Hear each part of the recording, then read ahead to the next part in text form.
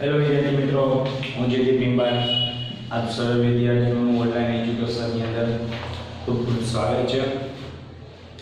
આજે આપણે ધોરણ 9 વિષય ગણિતની અંદર જે ચેપ્ટર છે તે પૃષ્ઠફળ અને ઘનફળ એના વિશે આપણે અભ્યાસ કરતા હતા, જેની અંદર આપણે 13.1 અને 13.2 ના ઘણા બધા દાખલાઓ કર્યા છે.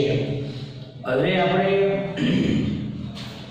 13.13 ની શરૂઆત કરવાની છે, પણ શરૂઆત કરતા પહેલા આપણે એક જે આખું 13.13 જે ટોપિક ઉપર આધારિત છે તે ટોપિક જોઈએ. આખું 13.3 છે તે એક શંકુ ઉપર આધારિત છે. શંકુને ઇંગ્લિશમાં કહેવાય કોન. આવો જે આકાર છે કોન જેવો આકાર, જે આપણા રેગ્યુલર આપણે આ સ્ક્રીનના કોન કહીએ છીએ, હકીકતમાં કોન એ ઇંગ્લિશ શબ્દ છે. આ જે છે આને શંકુ કહેવામાં આવે છે. શંકુની આ જે છે ત્રાસી તિર્યક ઊંચાઈ L કહેવામાં આવે છે. આ ઊંચાઈને h તરીકે કહેવામાં આવે છે.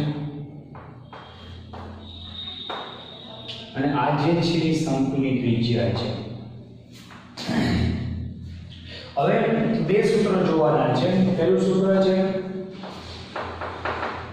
શંકુની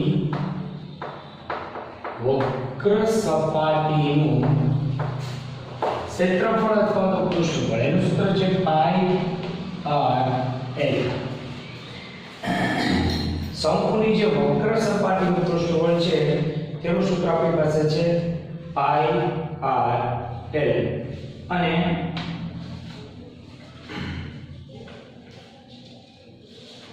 જે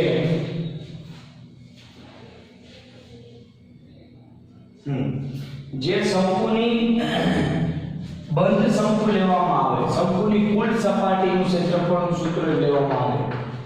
શંકુની કુલ સપાટી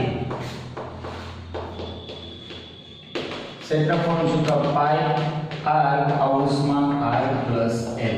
માત્ર આ બે સૂત્રો ઉપર જ આખું 13.3 આધારિત છે.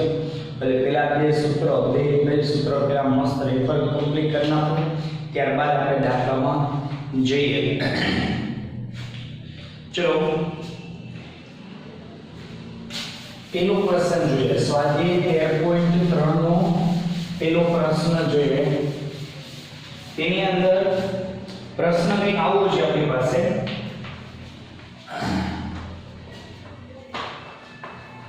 સ્વાધ્યાય 13.3 નો પેલો પ્રશ્ન છે. શંકુના પાયાનો વ્યાસ તમને આપી દીધો છે. શંકુના પાયાનો વ્યાસ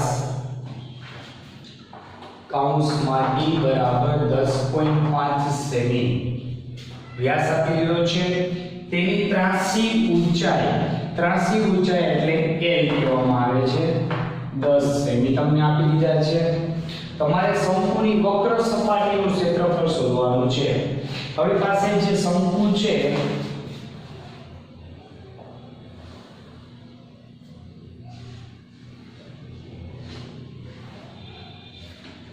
એક તો શંકુના પાયાનો વ્યાસ આખો આપી દીધો છે 10.5 સેમી, અને બીજું તમને ત્રાસી ઊંચાઈ આપી દીધી છે 10 સેમી.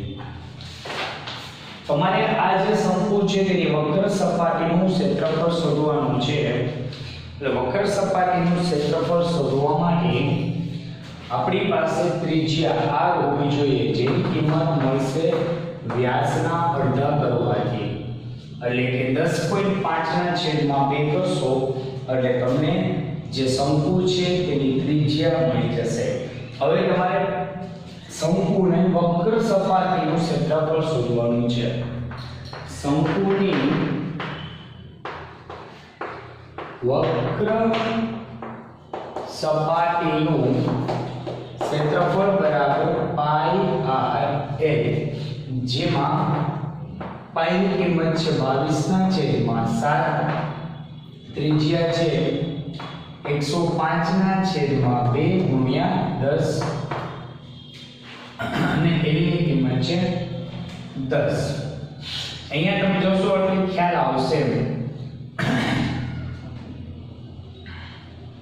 10 કેન્સલ થઈ ગયા, 11 નો 22 થશે અને છેદદારો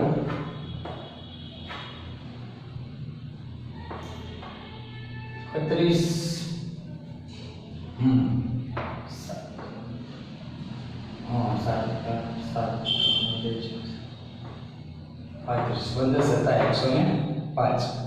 વધે છે 11 ગુણ્યા 15.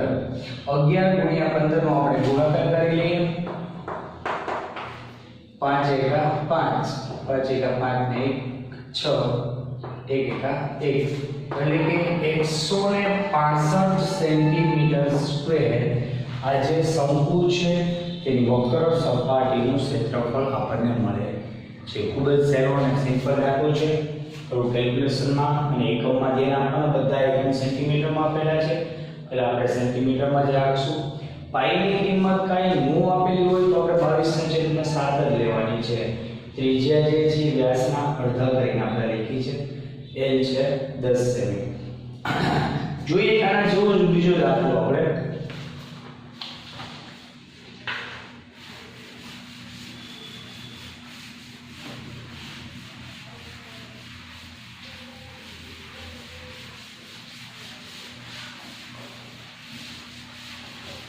બીજા દાખલાની અંદર ક્વેશ્ચનમાં તમને આપેલું છે જેની ત્રાસી ઊંચાઈ 21 સેમી મીટર, ત્રાસી ઊંચાઈ 21 મીટર અને પાયાનો વ્યાસ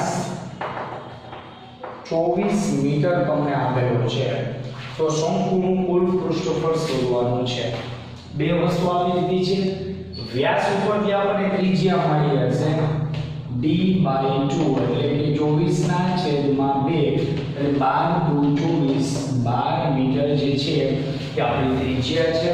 તમારે શંકુનું પૃષ્ઠફળ શોધવાનું છે. ડાયરેક્ટ સૂત્ર મૂકી દઉં છું. શંકુનું પૃષ્ઠફળ તમારે ખાસ ધ્યાન આપવાનું, તમને શું આપેલું છે? ત્રાસી ઊંચાઈ જ આપેલી છે એટલે કે L જ આપેલું છે ને, એટલે આપણે L લઈને ચાલવાનું છે. શંકુનું પૃષ્ઠફળનું સૂત્ર છે પાઈ r l, જેમાં પાઈની કિંમત કઈ નથી આપેલી એટલે 22/7. r આપણી પાસે છે 12 અને l આપણી પાસે છે 21. 7 તેરી 21 એટલે 22 ગુણ્યા 12 તેરી 36. હવે આ બંનેનો ગુણાકાર કરી લઈએ આપણે. 36 ગુણ્યા 22 12 નો ગુણો વધી 1, 6 દુ 12, 3 દુ 6,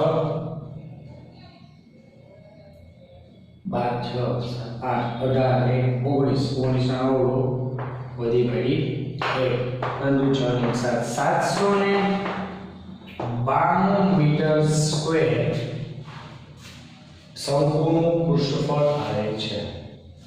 સાવ સિમ્પલ ક્વેશ્ચન છે, કઈ નથી. આખે આખા એક જ સૂત્રો પર આધારિત છે.